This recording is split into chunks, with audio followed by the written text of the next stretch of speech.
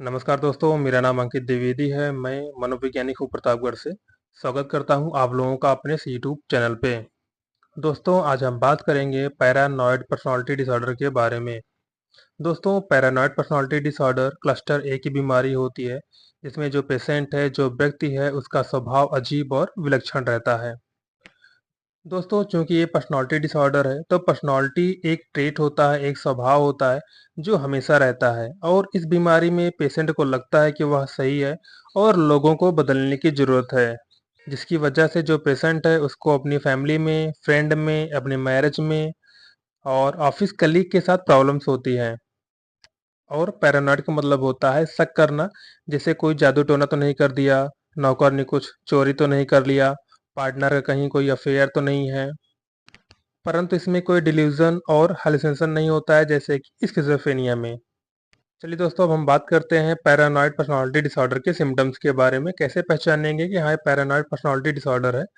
तो जो पहला है वो है suspiciousness, not able to trust other, suspects other without sufficient basis. दोस्तों, इसमें जो पेशेंट है जिसे पैरानॉइड पर्सनालिटी डिसऑर्डर है, ये बिना किसी सबूत के, बिना किसी पर्याप्त सबूत के दूसरों पर संदेह करता है, इसके ऊपर शक करता है।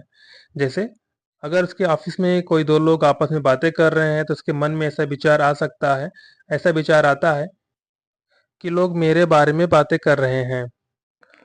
दूसरा है doubting loyalty of friends, associated, family members. इसमें लॉयल्टी मतलब होता है दोस्तों, कुछ लोग होते हैं जो हमारे बहुत करीब होते हैं, जैसे हमारे फ्रेंड हो गए, हमारे फैमिली मेंबर हो गए, तो हम उन पे भी शक करते हैं। अगला है दोस्तों रीड हिडन डिमीनिंग और threatening meaning into benign remarks और इवेंट।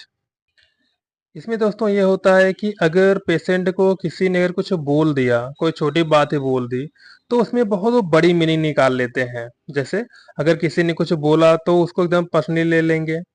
अगला है दोस्तों reluctant to confined in others. इसका मतलब होता है दोस्तों दूसरे पर भरोसा करने में अनिच्छुक।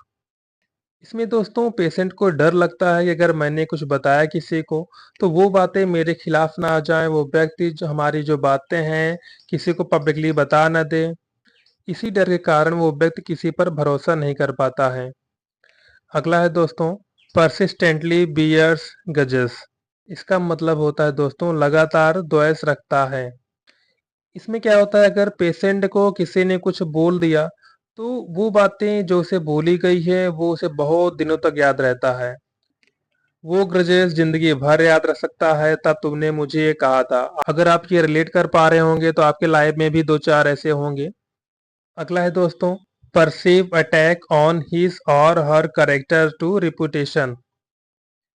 इसका मतलब है दोस्तों अपने चरित्र या प्रतिष्ठा पर हमला महसूस करना। इसमें दोस्तों अगर पेशेंट को अगर किसी ने कुछ बोल दिया, तो पेशेंट को ऐसा लगता है कि मेरे खिलाफ बोली जा रही है, ये बात मेरी इमेज को ठेस पहुंचाने के लिए बोली जा रही है, मेरे इमेज को खराब कर देना चाहते हैं लोग, मेरे करेक्टर पर उंगली उठा रहे हैं।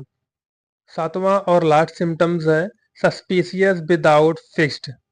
इसमें दोस्तों जो पेशेंट है उसके पास कोई प्रूफ नहीं होता, कोई एविडेंस नहीं होता, लेकिन वो विदाउट एविडेंस के लोगों के ऊपर वो शक करते हैं। और उस पेशेंट को ये लगता है कि जैसे अगर ऑफिस के लोग हैं तो मेरे खिलाफ षड्यंत्र कर रहे हैं। अपने पार्टनर को लेकर शक करते हैं कि जो हमारा पार्टनर है वो वफादार नहीं है। दोस्तों, अगर हम इसके ट्रीटमेंट के पार्ट के बारे में बात करें, तो चाहे काउंसलिंग हो, चाहे साइकोथेरेपी हो, चाहे मेडिसिन हो, उसमें इसका ट्रीटमेंट का असर बहुत कम आता है। लेकिन फिर भी अगर किसी के अंदर ये सिम्टम्स हो तो हमें सजेस्ट करेंगे आप उसे डॉक्टर पास लेके जाइए, साइकोलॉजिस्ट को दिखाइए, साइकियाट्रिस्ट को दिखाइए, ताकि उसमें जो थोड़ी बहुत इम्प्रूवमेंट आनी चाहिए उतनी आ सके। धन्यवाद दोस्तों।